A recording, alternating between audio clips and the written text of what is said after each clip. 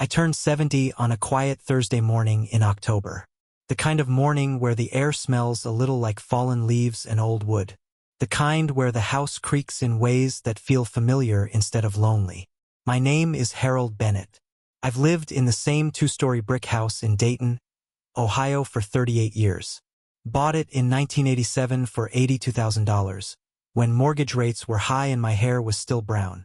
Back then, the maple tree in the front yard was barely taller than the mailbox. Now it shades the whole driveway. And me? Well, 70. That number sat strangely in my chest that morning. Not heavy, just noticeable, like a new pair of shoes you're still breaking in. I made coffee the way I always do. 2 scoops of grounds, a pinch of cinnamon, and the old drip machine my wife Linda bought in 2009 when she decided good coffee is cheaper than therapy. Linda passed away 6 years ago. Breast cancer. Stage 4 by the time they caught it. Sometimes grief hits like thunder. Other times it just drifts through the house quietly, like dust in sunlight. That morning it was quiet. I poured the coffee, stood at the kitchen window, and watched a squirrel try to drag a walnut twice its size across the fence. Ambitious little guy, I muttered. Then my phone rang.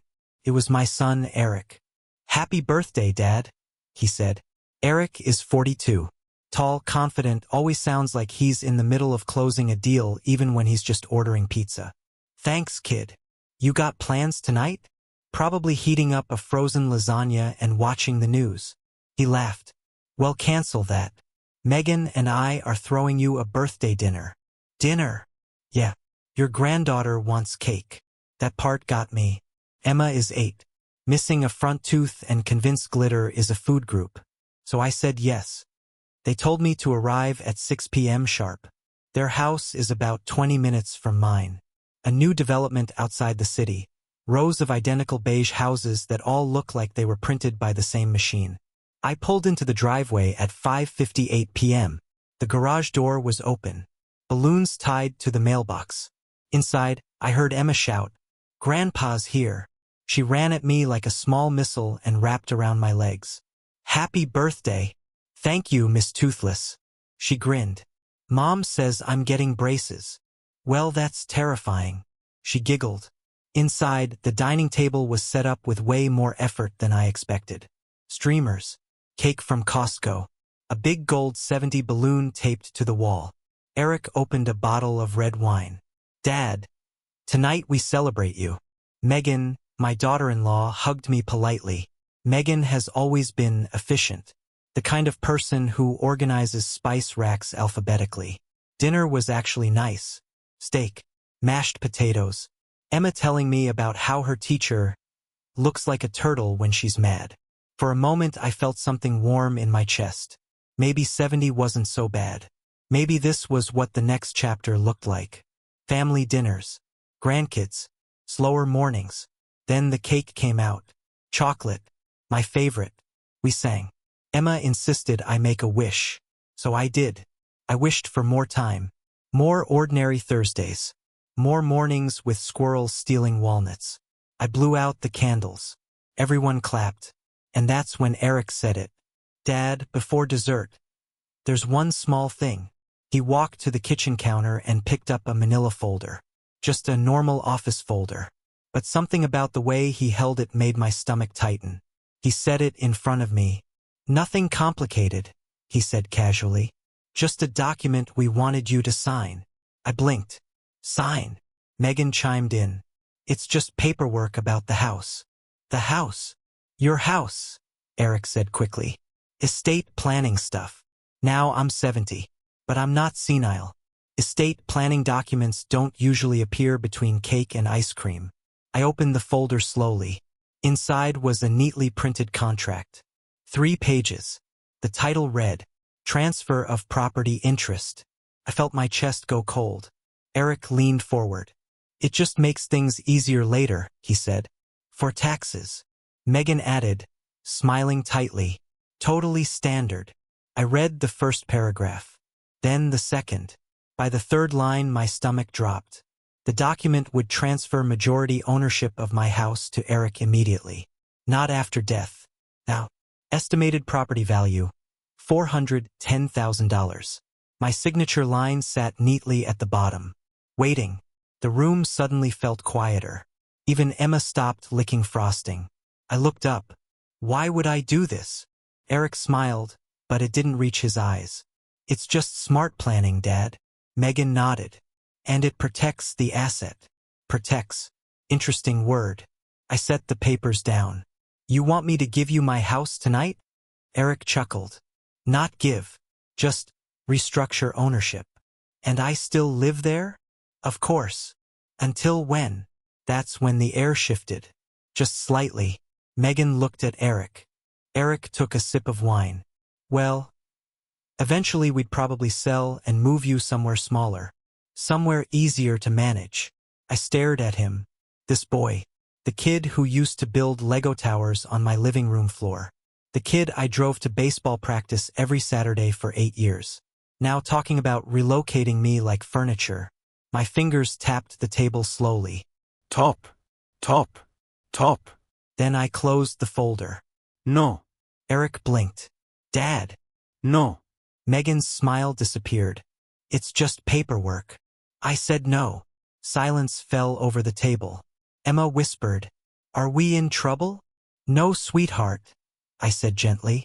Grandpa just needs a little air. I stood up. Eric followed me to the porch. Dad, you're overreacting. I looked at him carefully. For the first time that night, I noticed something in his expression. Not concern. Expectation. Like he'd already decided how this night was supposed to end. You planned this?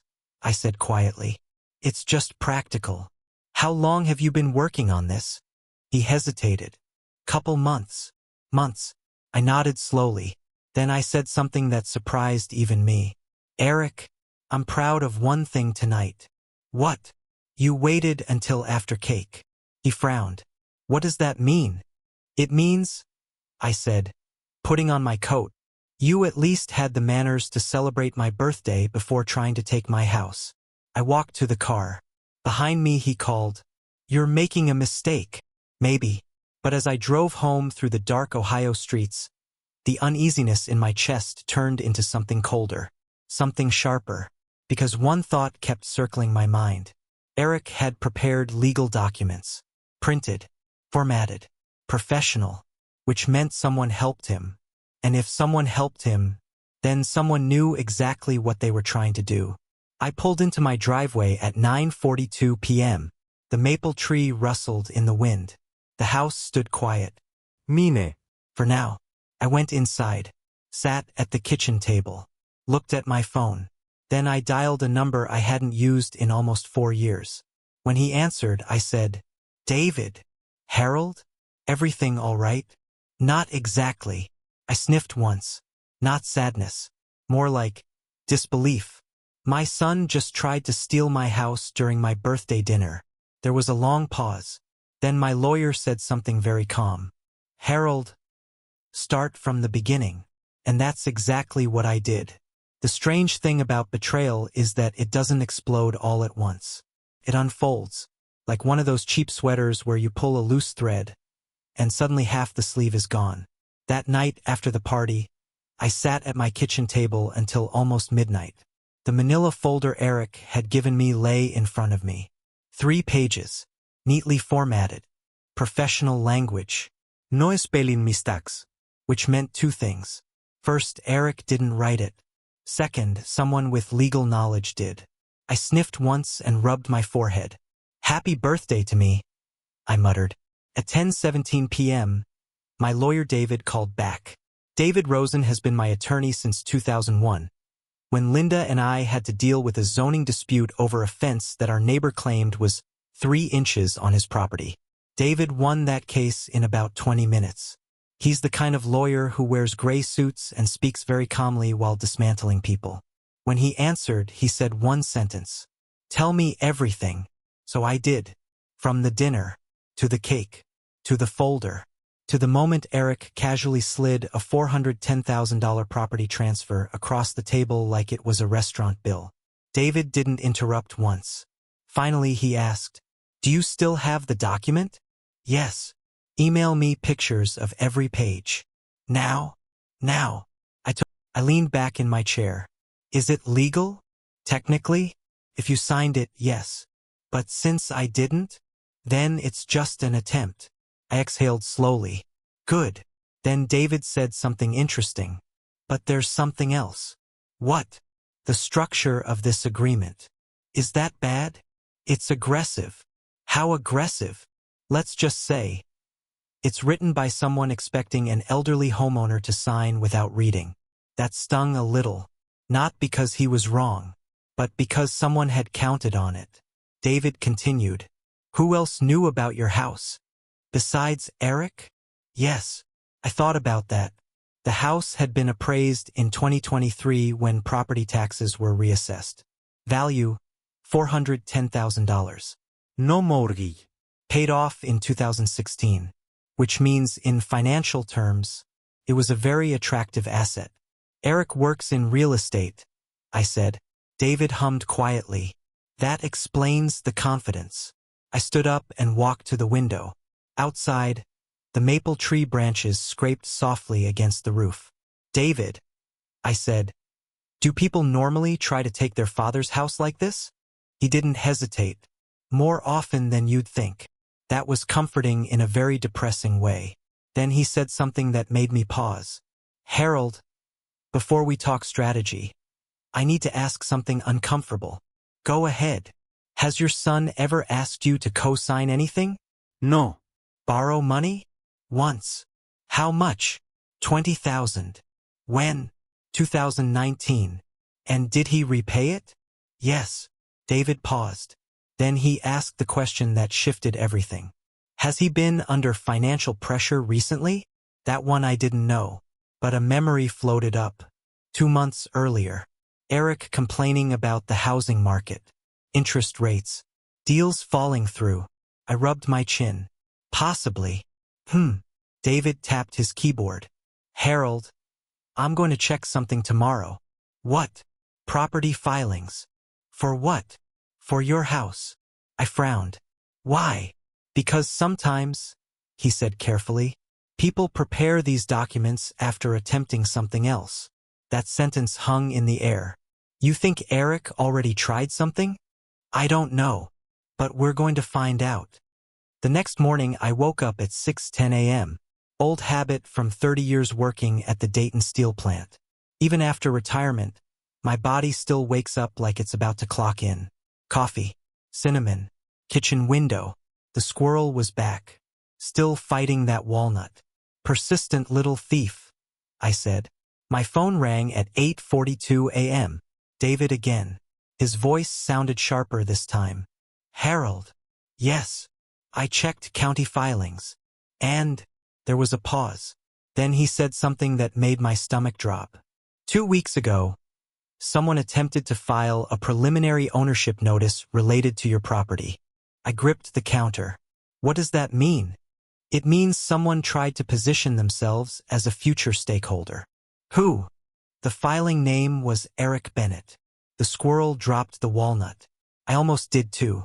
Was it approved? No. Why not? The clerk rejected it. Why? Missing your signature. I closed my eyes. So this wasn't just a dinner surprise. It had been building for weeks, maybe months. Eric hadn't tried to persuade me. He'd tried to maneuver around me. I sniffed again. Not sadness. Just anger warming up. What do we do? I asked. David's voice became very calm. We do something smarter. What's that? We let them think they almost succeeded. I smiled a little. That sounds interesting. First, he said, I want you to act normal. Normal? Yes. No acquiesctions. No confrontation. No family drama. Why? Because if they realize you're investigating, they'll hide things. Exactly. He paused. Then he said something else. Second, I want to run a deeper check on Eric's finances. Is that legal? I know people. I chuckled. Of course you do. Third, he said, we prepare something. What kind of something? A response. And what will that response look like? David's tone became almost amused. Let's just say, If they want paperwork, we'll give them paperwork. Over the next 2 weeks, things got strange. Eric called me twice. Both conversations sounded forced. Hey Dad, you thinking about the document? Still thinking. You know it's just practical. Of course. He sounded relieved that I wasn't angry. Good. Let him relax. Meanwhile, David worked quietly. One afternoon he called with the first real discovery. Harold, I found something interesting. What? Your son has a property investment partnership. That sounds normal. It would be, except the partnership has $1.2 million in debt. I whistled softly. That's a lot of houses. Or a lot of bad ones. And Megan, also involved. Of course she was. The spice rack organizer had apparently been organizing debt too. David continued. And here's the part you'll appreciate. What? One of their lenders recently demanded collateral. I leaned forward. Collateral? Yes. And they don't have enough. So they tried to use my house. Exactly. There it was. Clear. Simple. Cold. Not emotional betrayal. Financial desperation. My 70-year-old birthday had simply been Plan B. I leaned back and laughed quietly. Not a happy laugh. Just a tired one. David, I said, I guess they thought I'd sign. Most people would. Well, I sniffed. They forgot one thing. What's that? I raised that boy. And I know exactly how he lies. David chuckled softly. So here's the plan. Good, I said. I was hoping there was one. 3 steps. I'm listening. Step 1. We secure your house legally in ways they can't touch. Step 2. We create a legal structure that changes ownership consequences. And step 3.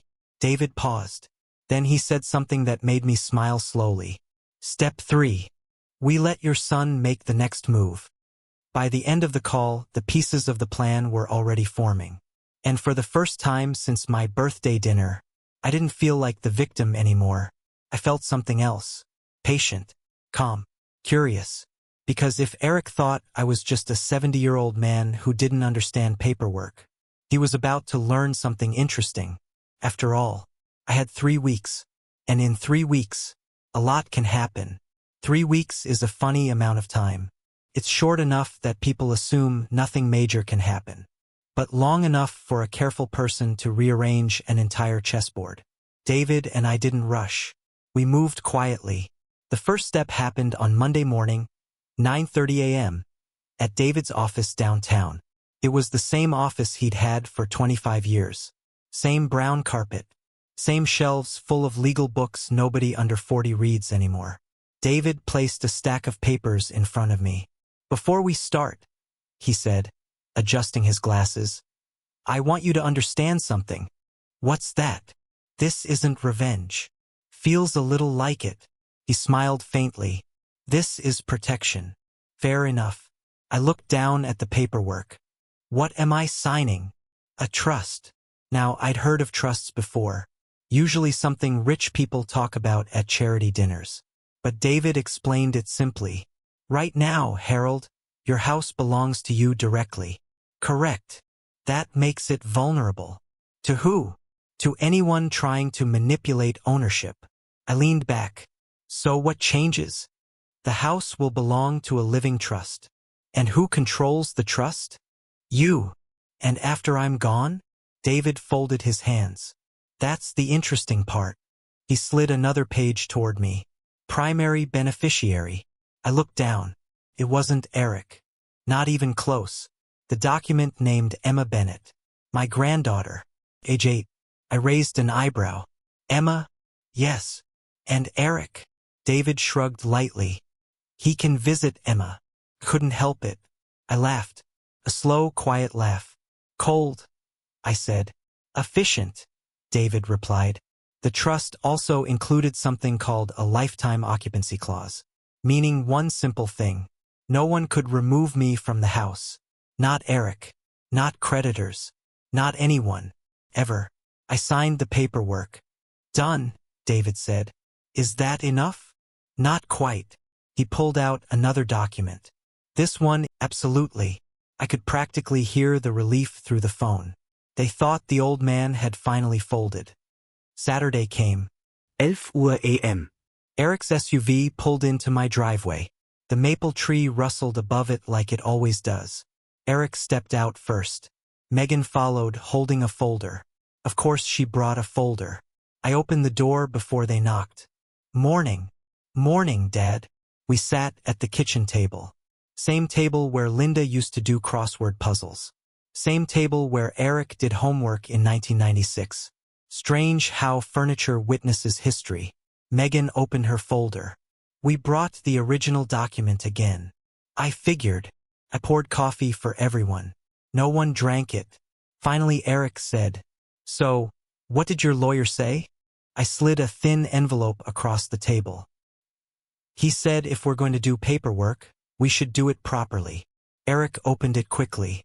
Inside were the documents David prepared. At first his expression looked hopeful, then confused, then tense. "What is this?" "Read it." Megan leaned over his shoulder. They read silently for about 30 seconds. Then Eric looked up. "You transferred the house into a trust?" "Correct." "Why?" "Asset protection." Megan's voice sharpened. "And Emma is the beneficiary?" "Yes." "That doesn't make sense," Eric said.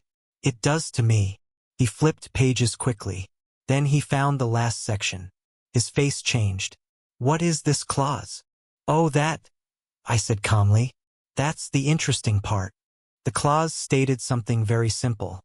If Eric ever attempted to claim ownership or leverage the house financially, he would automatically lose any inheritance connected to the trust. Everything would go directly to Emma. Eric stared at the page. "So you're punishing me?" No. I'm protecting Emma. "That's ridiculous." I sniffed quietly. "You tried to take my house during my birthday dinner. That's not what happened. You asked me to sign it away. It was estate planning. Estate planning usually happens in daylight." Megan crossed her arms. "This is paranoid." "Maybe. But it's signed. And filed. And legal." Silence filled the room. Eric's jaw tightened. "You don't trust me." That sentence lingered between us. For a moment I almost felt sad. Almost. Then I remembered the county filing attempt 2 weeks before my birthday. "No," I said calmly. "I trust paperwork." Eric stood up suddenly. "This is insane." Megan grabbed her folder. "Let's go." They stormed toward the door. Then Eric turned back. "You're making a huge mistake." I shrugged. "Maybe." He slammed the door behind him. The house went quiet again. I sat at the kitchen table for a while, listening to the maple leaves outside. Then I called David. "Well?" he asked. "They didn't sign." He chuckled. "I didn't expect them to." "So what happens now?" "Now," David said calmly, "we wait." 3 weeks later, on a gray Tuesday morning, Eric and Megan came home to something interesting. A line of cardboard boxes on their porch. 8 of them, neatly stacked, each labeled with a black marker. Inside those boxes were documents, copies of Eric's attempted county filing, debt records from his investment partnership, correspondence from lenders demanding collateral, and one final envelope. Inside was a letter, written by David. It stated, very politely, that any further attempt to leverage my property would result in legal action for fraudulent filing, which in Ohio carries penalties, expensive ones. David told me later Eric called him that afternoon, apparently very upset. David listened patiently, then said one sentence. "Mr. Bennett, perhaps you should stop trying to outmaneuver your father." I never got another phone call about the house. Not once. And just like that, the plan ended. Quietly. No courtroom. No screaming. Just paperwork. Sometimes the coldest revenge is simply being prepared. The strange thing about conflicts like this is that the loudest part usually happens in silence. No shouting. No dramatic courtroom speeches. Just consequences unfolding slowly. After the boxes appeared on Eric's porch, things changed. Not overnight, but steadily. The first sign came about 5 days later. I was sitting in my living room watching the evening news when my phone buzzed. It was Eric. I let it ring. Then it rang again. And again. Finally I answered. Hello. There was a pause on the other end. Then Eric said quietly, You had David send those boxes. Yes.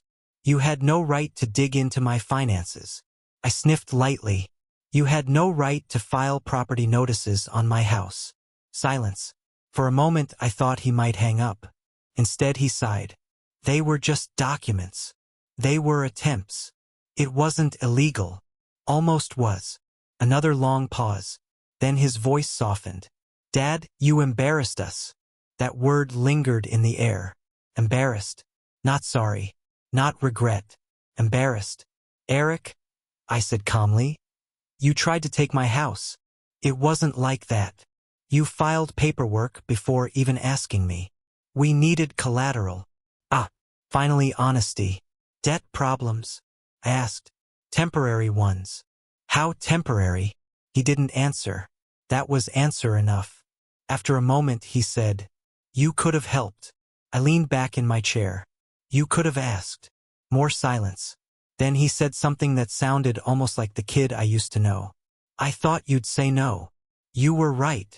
But you didn't even consider it. I looked around my living room. Linda's old photo on the bookshelf. Emma's crayon drawing taped to the fridge. The maple tree shadows moving across the wall. I considered it, I said. Then I remembered something. What? You tried to trick me during my birthday dinner. He didn't argue. Eventually he muttered, Fine. Then he hung up. That was the last real conversation we had about the house. The financial consequences, however, were less quiet. About 2 weeks later, David called again. Harold, he said, I have an update. Good news or interesting news? Both. Go on. One of Eric's lenders withdrew a refinancing offer. Because of the boxes? Because of the documentation inside them. Apparently, when lenders discovered Eric had attempted to leverage property he didn't own, they became nervous. Banks don't like surprises, especially legal ones. The partnership Eric and Megan were running had already been unstable. Now it was wobbling. David summarized it simply. They're restructuring. Meaning, selling properties. How many? 3 so far. I whistled softly. That's expensive. Yes, but not catastrophic. And the debt? Still over $800,000. I shook my head slowly. Eric always liked big risks. David chuckled. Yes, but apparently he underestimated one thing. What's that? His father. I couldn't help smiling. The family fallout took longer. Thanksgiving came that year with an awkward silence. Usually we rotated houses. This time, no invitation arrived. Instead, Emma called me the night before. Grandpa. Kiddu. Mom says we're busy tomorrow. That's okay. But I made you something. Oh, a card. Well, I'm excited already. She giggled. I'll give it to you next time. Kids understand more than adults realize. They feel tension like static in the air. I didn't explain anything to her. Some truths are too heavy for 8-year-old shoulders. But a week later she came over anyway. Eric dropped her off for the afternoon. We built a Lego tower in the living room. Halfway through she asked, Grandpa? Yes. Are you mad at Dad? I sniffed softly. Just once. Not sadness. Just the weight of it.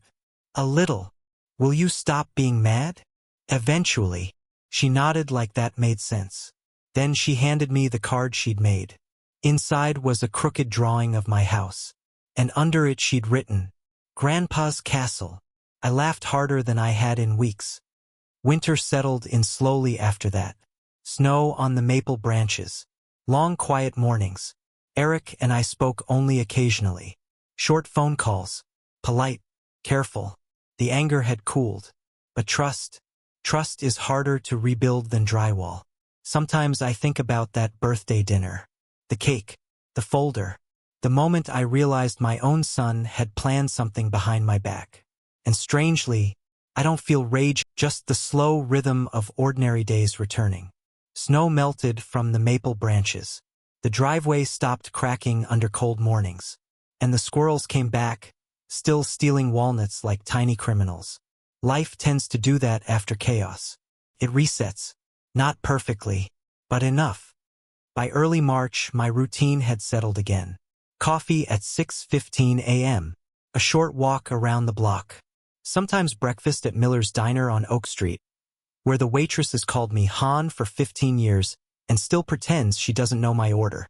Scrambled eggs, wheat toast, black coffee, the same booth every time. One morning she asked, "How's retirement treating you, Harold?" I sniffed softly and smiled. Interesting lately. That was the polite version. Eric and I kept a careful distance. We still spoke occasionally. Birthdays, short phone calls, logistical things about Emma. But something fundamental had shifted. Trust is a strange thing. You don't notice it when it's there. But once it cracks, even if it's repaired, you can still see the line. Eric never mentioned the house again. Not once. And I never brought it up either. Because the paperwork already said everything that needed saying. David checked in a few times during the spring. "Everything quiet?" he asked during one call. "Very. Good." He sounded pleased. "Your trust is locked down," he added. "No one can touch that property. Even me. You could. But it would require effort." I chuckled. "Well then I guess I'll stay put." And honestly, that house means more than the money attached to it. Linda and I painted the living room walls ourselves in 1994. Badly, I might add. You can still see one corner where I dripped paint behind the bookshelf. Eric took his first steps in that hallway. Emma lost her first tooth on my couch. A house is never just an asset. It's memory storage. Banks never understand that part. The best moment came in late spring. Emma spent the weekend at my place. Saturday afternoon, we sat on the back porch eating ice cream. She was swinging her legs off the chair. "Grandpa." "Yes. Mom says you're stubborn." I laughed. "Your mom might be right." She tilted her head. "Is stubborn bad?" "Sometimes." "When?" "When you refuse to listen." "And when is it good?" I looked out across the yard. The grass needed mowing.